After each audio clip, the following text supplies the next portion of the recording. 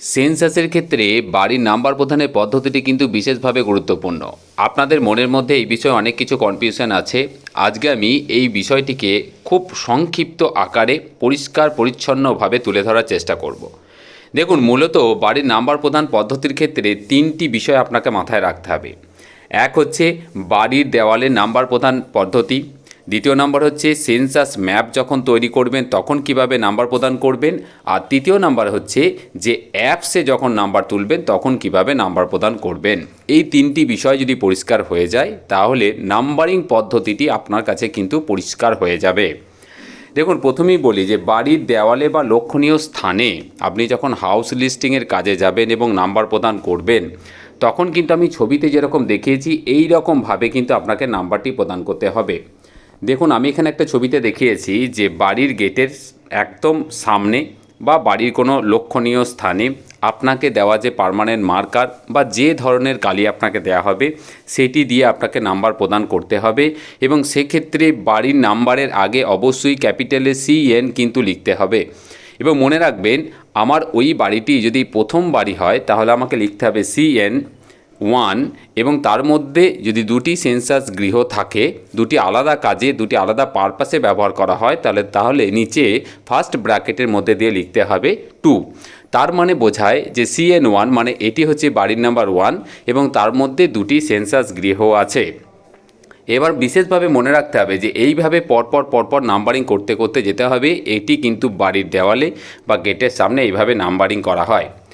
এবার ধরুন আপনি যে ম্যাপটি তৈরি করছেন তখন এই নাম্বারিংগুলো কিভাবে করবেন। দেখুন, ম্যাপ তৈরি করার সময় বাড়ির নাম্বার আর CN1 ওইভাবে তো লেখা যাবে না। সেক্ষেত্রে মূলত দুই ধরনের ছবি আমরা ব্যবহার করব। একটি হচ্ছে চতুর্ভুজ, একটি হচ্ছে ত্রিভুজ। চতুর্ভুজের ক্ষেত্রে মূলত পাকা বাড়ির ক্ষেত্রে মূলত চতুর্ভুজ আকারের যে ছবি সেটিকে ব্যবহার করব, এবং কাঁচা বাড়ির ক্ষেত্রে আমরা ত্রিভুজ আকারের যে ছবি সেটিকে কিন্তু ব্যবহার করব। এবার মনে রাখতে হবে, যদি সেটি বাসগৃহ হয় বা সেখানে মানুষজন বা বসবাস করেন বা সেটি ব্যবহারযোগ্য তাহলে অবশ্যই তার ভেতর কিন্তু ফাঁকা থাকবে, এবং যদি সেটি অবাসগৃহ হয় সেখানে কেউ বসবাস না করেন তাহলে সেটিকে কিন্তু আমি যেরকম দেখিয়েছি এরকম করে দাগ টেনে দিতে হবে। বাসগৃহের ক্ষেত্রে মনে রাখবেন যে বাড়ির নাম্বার যখন আপনি ম্যাপে করবেন তখন তার ভেতরে কিন্তু বাড়ির নাম্বারটা লিখবেন আর নিচে সেন্সাস গিয়ে নাম্বারটা লিখবেন। যেমন ধরুন আমি দেখিয়েছি 1 নম্বর বাড়ি, তাহলে 1 নম্বরটা ভেতরে এবং যেটা সেন্সাস গিয়ে নাম্বার 2 সেটা কিন্তু নিচে। এইভাবে কিন্তু নাম্বারিংগুলো কিন্তু করতে হবে। আর যদি অবাসগৃহ হয় তাহলে সেক্ষেত্রে নাম্বারিংটা ভিতরে হবে। তবে এখানে বিশেষভাবে মনে রাখতে হবে যে অবাসগৃহের ক্ষেত্রে কিন্তু সেন্সাস গৃহের সংখ্যাটা লেখার দরকার নেই, কারণ সেখানে যেহেতু কেউ বসবাস করে না। এবার একই জিনিস আপনি যখন অ্যাপসে তুলবেন তখন কিভাবে তুলবেন। এবার দেখুন, যখন আপনি অ্যাপসে তুলবেন তখন আপনাকে মনে রাখতে হবে প্রথমে আপনার আসবে লাইন নাম্বার এবং তারপরে কিন্তু আপনার আসবে বিল্ডিং নাম্বার এবং সেন্সাস হাউস নাম্বার। তো বিল্ডিং নাম্বারের ক্ষেত্রে সবসময় 3টে ডিজিট হবে এবং যা নাম্বারিংটি হবে 001, 002 এইভাবে চলবে। আর সেন্সাস হাউস নাম্বারের ক্ষেত্রে কিন্তু 0001 মানে হচ্ছে 4টে ডিজিটের হবে এবং সেক্ষেত্রে 0001 দিয়ে শুরু হবে। তো অ্যাপসের ক্ষেত্রে কিন্তু আপনাকে এইভাবে তুলবে। অনেকে হয়তো কনফিউজ যে বুঝতে পারছেন না যে 0001, 001 কীভাবে ব্যবহার করব, ম্যাপের ক্ষেত্রে কীভাবে নাম্বারিং করব, বাড়ির দেওয়ালে কীভাবে নাম্বারিং করব। তো আমি আপনাদের সামনে খুব সহজে সংক্ষেপে এটি বুঝিয়ে দেওয়ার চেষ্টা করলাম।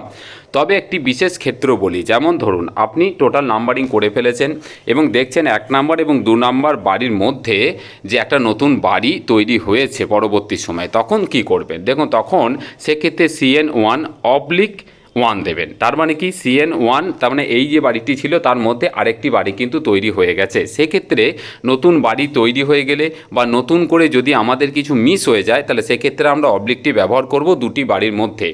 তো সেক্ষেত্রে অবলিকটি কিন্তু অবশ্যই ব্যবহার করতে হবে। এইবার প্রশ্নটা হলো যে সেক্ষেত্রে সেন্সাস গৃহের নাম্বার কী হবে। দেখুন, সেক্ষেত্রে সেন্সাস গৃহের নাম্বার কিন্তু অবলিক হিসাবে ব্যবহার হবে না। যদি আপনার লাস্ট সেন্সাস গৃহের নাম্বার যদি 150 হয়ে থাকে এবং আপনি 10 এবং 11 নম্বর বাড়ির মধ্যে একটা নতুন বাড়ি খুঁজে পেয়েছেন তাহলে সেক্ষেত্রে বাড়ির নাম্বার হবে CN 10/1, এটা হলো বাড়ির নাম্বার। CN 10/1, যেহেতু 10 আর 11-র মধ্যে আছে তাই 10/1 হলো। আর এক্ষেত্রে সেন্সাস গৃহের নাম্বার হবে, যেহেতু আপনার 150টি সেন্সাস গৃহ ছিল, তাই এখানে সেন্সাস গৃহের নাম্বার হবে লাস্ট সেন্সাস গৃহের নাম্বারের পরের সংখ্যাটি, তার মানে 151, মানে 151। তাহলে এক্ষেত্রে নতুন যে বাড়ি যেটি আপনি খুঁজে পেয়েছেন, নতুন তৈরি হয়েছে বা ভুলবশত মিস হয়ে গেছে, তার নাম্বার হবে CN 10/1, নিচে হচ্ছে 151। এইভাবে কিন্তু আপনাকে বাড়ির নাম্বারিং করতে হবে। আশা করি বোঝা গেল। এই বিষয়ে কোনো প্রশ্ন থাকলে অবশ্যই আমাকে কমেন্টে জানাবেন।